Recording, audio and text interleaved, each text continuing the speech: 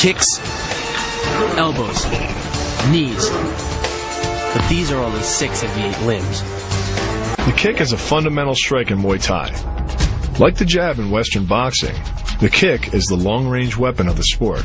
The kick's power comes from the torque generated by the rotation of the hips. It's the same principle that cracks a whip. Turning the hips just a few degrees forces the foot to travel a much greater distance and creates a lot of speed as it does. The longer the leg and quicker the rotation, the faster the kick. And unlike karate, Muay Thai fighters are also taught to strike with the hard bone of the shin. A Muay Thai kick can generate roughly the same force as a baseball bat, enough to crack a rib or a leg. That same focus and accuracy are at the core of the drill, and are the same principles that underlie the most devastating strike in Muay Thai. Basically, it works like a point of a knife. All the force is magnified by being concentrated in a small, hard area.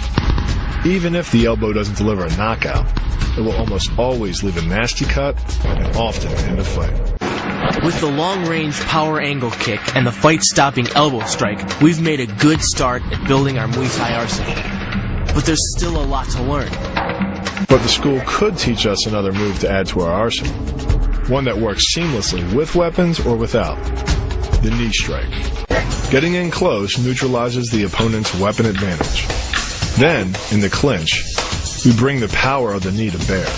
Unlike the kick, which relies on rotation to create power, the knee gets its power from leverage. Pulling our opponent down as we drive the knee up can deliver up to 2.5 tons of force, enough to lift a car. It's not the arms, but the legs that drive our fists. Like a piston, the explosive power of the legs is capable of generating hundreds of pounds of force, all to a very vulnerable area, the soft underside of the opponent's jaw. Like the Hanuman move, the flying knee relies on the explosive power of the legs.